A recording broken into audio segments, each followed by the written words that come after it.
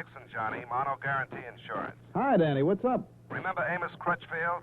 Sure, former city attorney. Right. Retired in a blaze of glory a couple of years ago after he clamped the lid on the policy racket. Well, he's also the one who had Skimpy Dingle sent up, Johnny, about 4 years ago. Dingle? Yeah, Peter Foreman Dingle. Sure, I remember him. Well, he's out. That soft-headed parole board let him off early. Fell for that good behavior bit. Oh, too bad. You bet it is, because you know what it means. Do I? Well, you don't remember what he said to you in Crutchfield when the judge hit him with the sentence? Oh, look, Danny, not one of those courtroom threats in 1,000. Oh, no? Well, that's not the way Crutchfield thinks, and you ask me, I agree with him. And what's more, Johnny... Yeah? We just happen to have written a policy on Crutchfield's life. $75,000. Oh? Yeah. Well, want to go talk to him? Okay.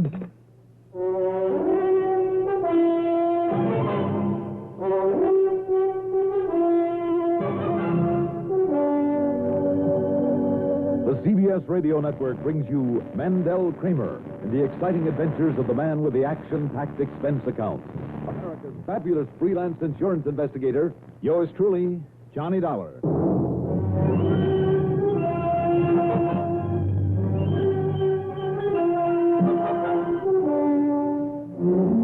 Expense account submitted by Special Investigator Johnny Dollar to the Mono Guarantee Insurance Company, Home Office, Hartford, Connecticut.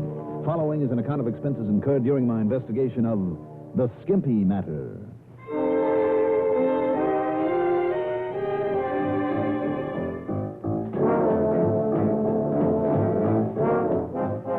Expense account item 1, $4.80 for a tank full of gas for my car. Instead of heading straight for Mr. Crutchfield's home over in Lakewood, I made a slight detour to the local parole office. And you know something? I'd have been perfectly content to stay there and forget all about Amos Crutchfield, because the parole officer I talked to turned out a little different than I'd expected. We got the official notice of Peter Foreman Dingle's release just this morning, Mr. Dollar. It's Johnny, Miss Barlow. Sure. My name's just plain old Mary. Well, now, the name may be plain, but, Yes? perhaps we'd better talk about Skimpy Dingle first, hmm? Well, there isn't really too much to tell you, because he hasn't reported into it. You have no local address for him? No. Well, that's too bad. That was really my reason for stopping by. Speaking of addresses, though, Mary... Well, I'll be glad to let you know as soon as he does check in. Good. And meantime, Johnny? Yes? Be careful, huh? Why do you say that? Because of what he said in court. That could apply to you as much as to Mr. Crutchfield, you know. Oh, I doubt it. Would you like to act as my bodyguard? You know something, Johnny? You're pretty fresh. My mother... I know. But did she tell you how come a man like Skimpy Dingle got out so soon? I mean, after all, the parole board is a pretty intelligent group. His older brother, Johnny. Hmm? Percy Dingle. He's a psychologist of sorts, the bookworm type. Oh? It's Percy who kept Skimpy out of jail on a lot of earlier, lesser charges. I see. And you think he convinced the parole board? I'm sure of it. A man like that who can toss around 7-syllable technical terms can be pretty convincing. Apparently it's worked before. Maybe. Do you have his address? Yes, I think so. Let's see. Oh, yes, here it is. The Kingston Plaza on Walnut Avenue. Good. But why bother with him? You won't like him. A couple of reasons, Mary. If Skimpy is in these parts, Percy ought to know where. That's true. What's the second reason, Johnny? Well, if Percy, a psychologist, has any influence over him, and apparently he does, maybe together we can show him the light. Thanks, Mary. I'll see you again.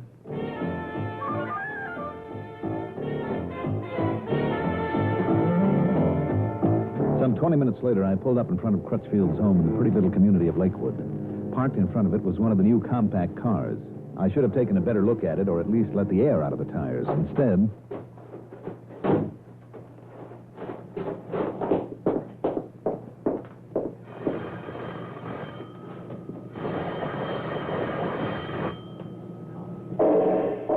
Hey. Mr. Crutchfield? Mr. Crutchfield! One way to get in there. Miss Crutchfield? Hello, Mr.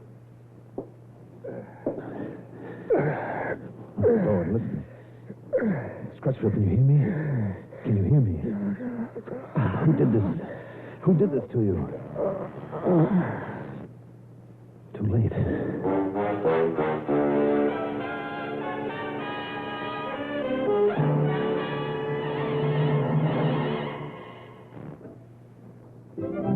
have to stay alert. Don't let drowsiness slow you down. Perk up. Perk up with No Dose. The safe way to stay alert without harmful stimulants. Remember, when you're driving, working, studying, and monotony makes you feel drowsy, perk up. Perk up with No Dose. No Dose.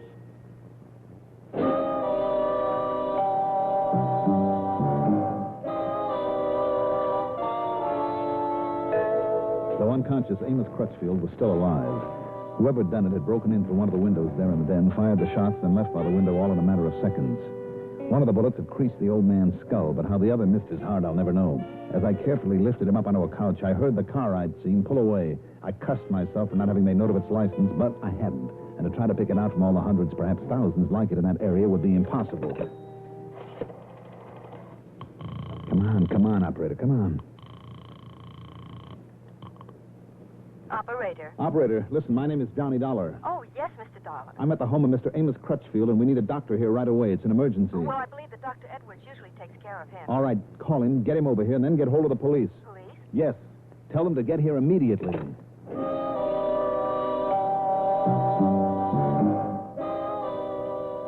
A few minutes later, Dr. Franklin Edwards arrived, looked over Mr. Crutchfield, bandaged him up, gave him a tetanus shot and a sedative while the old man remained unconscious. I feel confident he'll recover, Mr. Dollar. Good. Now, Dr. Edwards. I must say, though, he was very lucky. Another inch to the left, and that one bullet would have snuffed out his life. I don't doubt it. Now, listen, Doctor. Yes? I've told you exactly what happened. Yes? Would you stick around and tell the police when they get here? Well, yes, of course. I'll be glad to, but... Well, are you leaving now, Mr. Dollar? You bet I am.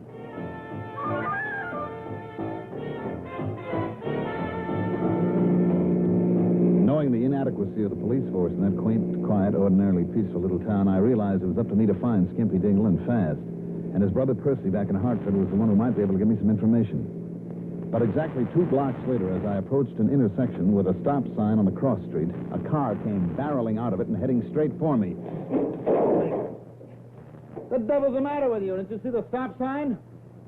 Skimpy, put down that gun. Oh, yeah? Well, here's for you.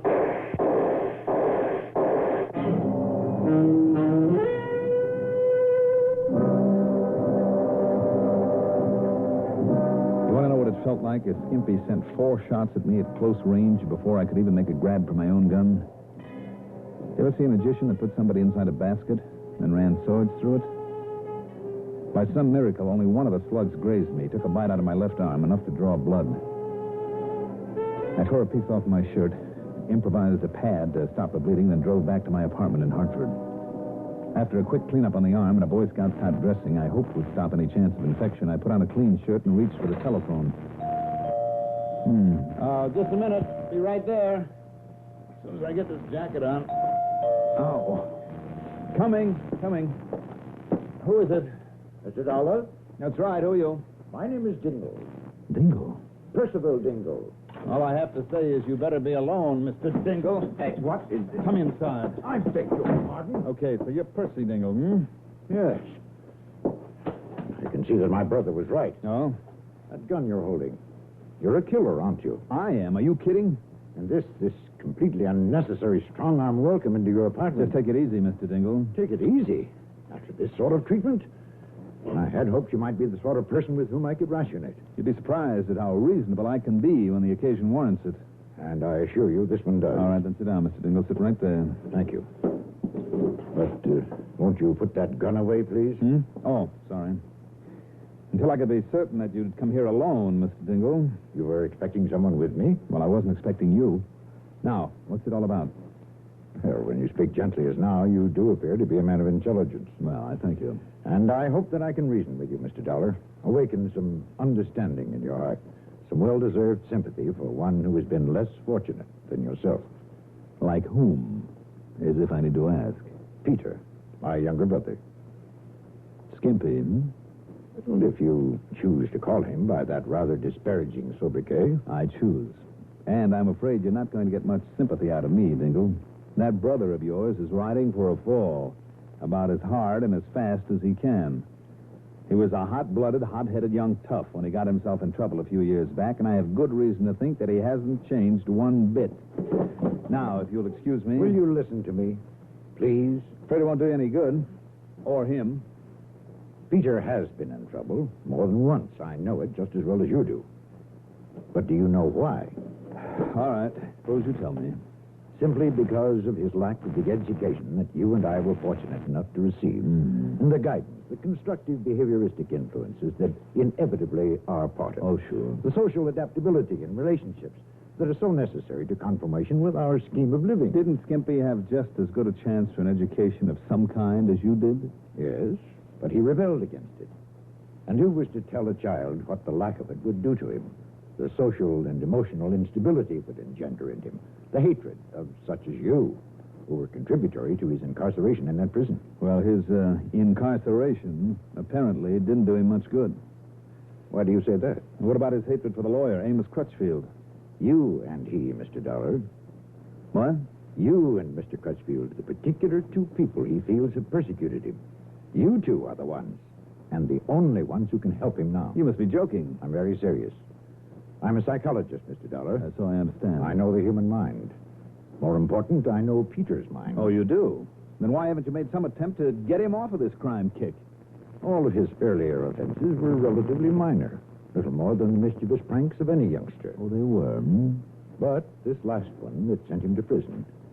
Mr. Dollar, you must believe me, because I know what I'm talking about. Well?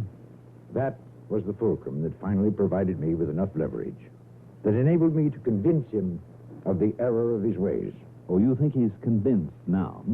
Well, isn't the fact that he was released for good behavior sufficient proof that he's made definite progress? Isn't it proof that with a little help, the kind of help and understanding you can give him, Mr. Dollar? I? Yes, you. Particularly you. Because up until now, Mr. Dollar, you have been a symbol of only one thing to him. Persecution. I see. And what about Amos Crutchfield? That doddering old fool? You must be joking.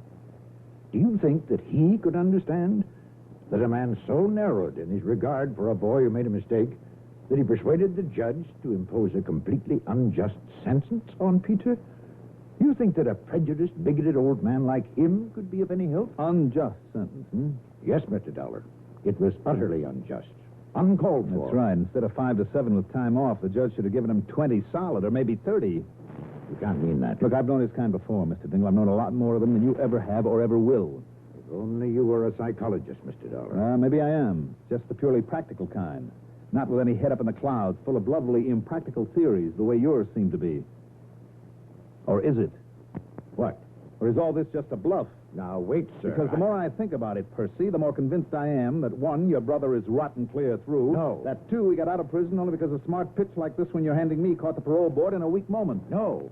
They saw the wisdom in what I told them. I think you're all wrong in what you say about Skimpy, about any chance of his ever straightening out, and I think you know it. I know that if you will see him, we'll talk to him, Mr. Dollar. Oh, come off it. Tell me the truth. Isn't all of this just a little stunt that you've dreamed up? To lead me to him? To get me in range of his gun so that he can polish me off the way he tried to kill Mr. Crutchfield?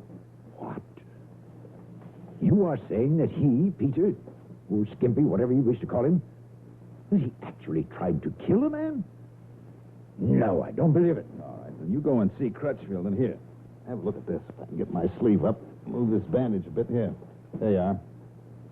Mr. Dollar? Yes, one of his bullets just a few minutes ago. What do you think of your poor, misguided little brother now? All right, all right. It happened simply because he feels that you not only have, but will continue to persecute him. Sure. But once he learns otherwise, finds out that you were on his side, are willing to help him. Oh, please, Mr. Dollar, see him, talk with him. Believe me, sir, if you'll do that, will you? Please? You know where he is, where I can find him? Yes. And we'll do as I ask. I'll see him for only one reason, Mr. Dingle. Yes? To turn him over to the police. No. No, Mr. Dollar, I couldn't do that to him. So unless you agree to talk to him first, to at least try to understand him, I won't tell you where he is. All right, then we'll have to find him ourselves, and we will. Goodbye, Mr. Dingle. Mr. Dollar, let me do this. Yes? I'll go to him. I'll tell him that you're willing to see him. I'll tell him why. And then, if his reaction is the right, the proper one, I'll telephone you where he'll be, waiting for you, to listen to you. You really honestly believe there's a cure for him, don't you? Yes. All right, then go ahead and contact him. We'll see.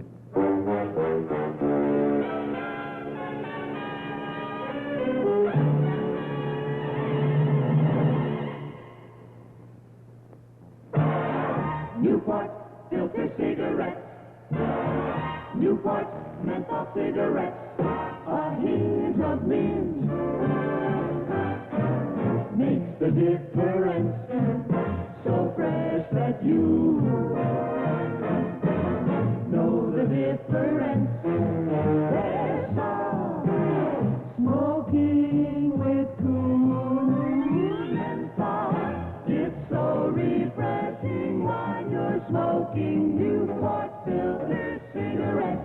While you're smoking a Newport, remember this hint. Coolness of menthol, freshness of mint. Best of tobaccos, flavor that's bright. Smoking a Newport, smoking is right. So refreshing while you're smoking Newport filter cigarettes. Newport filter cigarettes. Newport.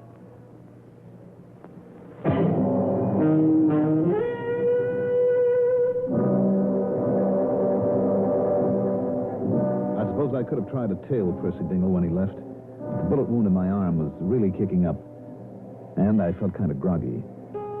Maybe that's why I let him talk me into a pointless meeting with his brother. Or was it possible that it hadn't been Skimpy who tried to kill Mr. Crutchfield, that it was somebody else? No. And I was sure, absolutely sure, that it was Skimpy there in the compact car who'd taken the shots at me. And yet... but I was groggy, and I wasn't thinking straight. So after napping for a couple of hours, I got up, poured myself a drink, and ordered some dinner sent over from a nearby restaurant. That's item 2, by the way, $6 plus $1 tip. By then, I began to feel a little better.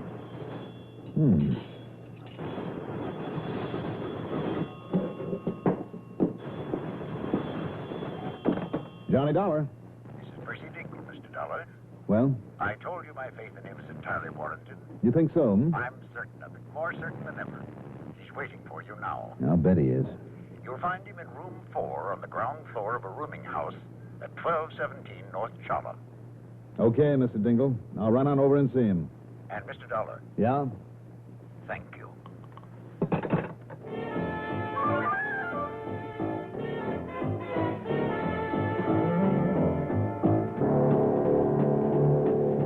So I drove to 1217 North Chala. Apparently, Skimpy was the only one home in the rather decrepit-looking old boarding house. Through the open window of his room, I could see him slowly pacing the floor, his head down, thoughtfully, a finger to his lips, the perfect picture of a repentant man. Nonetheless, after entering the building, before knocking on his door, from well at one side of the door frame, I drew my gun. Yes, who is it? Johnny Dollar. Oh, yes, I'm glad you've come. Just in case. No, you didn't need to kick it open, Mr. Dollar. Can you blame me for taking no chances, Skimpy? No, sir, I guess I can after what I... Oh, look, you can put your gun away, too, honest. Sure, why not? But just remember that it'll still be handy. Look, you gotta believe me, you got no worries, Mr. Dollar. You see, my brother was here all afternoon, and he told me about talking to you. Well, then? Listen, Dollar, and I mean it. I was wrong, see? I was all wrong. I mean, when I tried to shoot you there in your car, and I'm awful glad I missed. Honest. Well, I'm kind of glad you're such a lousy shot, but what about Mr. Crutchfield? Oh, I only hope and pray the old guy will live. Don't you see, Dollar, I was wrong. I mean, all along, too, but I didn't know it, you see? I mean, I couldn't believe it. Until I seen you come in the door here just now and to help me, just like my brother promised you would. Skimpy, I promised him only one thing, that if he'd tell me where to find you, I'd turn you over to the police. No, look, don't you understand? I understand your brother's living in a dream world. No, Dollar, that isn't what I mean. What do you mean? Well, I mean, he is. Sure he is. You better make up your mind. Well, I mean, that's why the dope was stupid enough to get you here. Right here, where I can't miss. You're still a lousy shot. That was a big mistake, Skimpy. Okay, so I missed you. Get up on your feet. Okay. You win, I guess. Sit down over there. A chair against the wall. Okay. What else can I do? Not a thing. Your little act wasn't good enough. Now stay there while I pick up this gun of yours. Don't bother, Dollar. What? Don't move another step. You hear me? Don't move. I see. Yeah, you see. But now face around the other way. Go on! I had a feeling you might get rough when I pulled that gun. So I had this other one, see? And, Dollar, it's aimed right for the back of your head.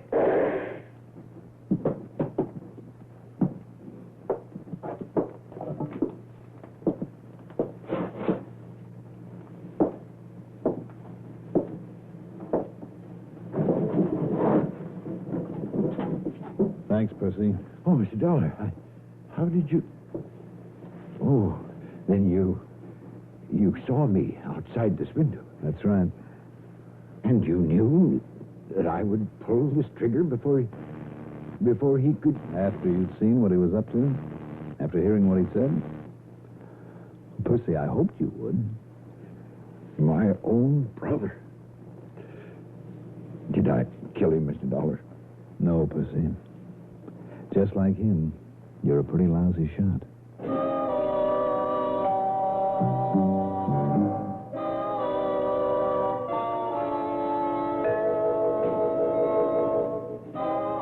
Skimpy?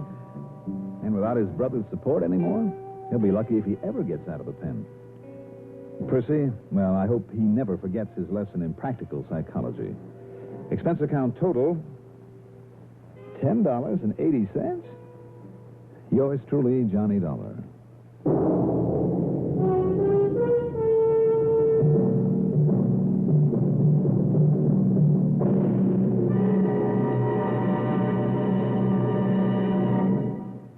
Now, here's our star to tell you about next week's story. Next week, a very bad case of not knowing enough about your friends. Join us, won't you? Yours truly, Johnny Dollar. Do you like a car with plenty of pep? A car with reserve power for safe passing? Most good drivers do, but they don't like to pay extra for premium gasoline. Listen, in 3 out of 5 cars, regular price Sinclair Dino gasoline matches performance of premium gasolines. Save up to 4 cents a gallon. Almost anywhere you see the Sinclair dinosaur sign, you can save up to 4 cents a gallon with Dino. Drive with care and buy Sinclair Dino gasoline.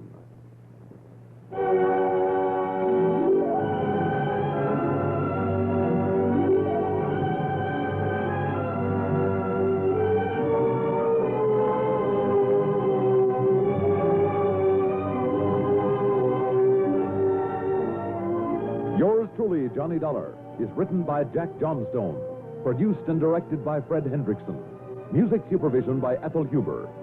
Johnny Dollar is played by Mandel Kramer. Also featured in our cast were Rosemary Rice, Larry Haynes, Jack Arthur, Melville Ruick, and William Redfield. Sound patterns by Walter Otto. Technical direction, Michael Shoskis. Be sure to join us next week, same time, same station, for another exciting story of yours truly, Johnny Dollar.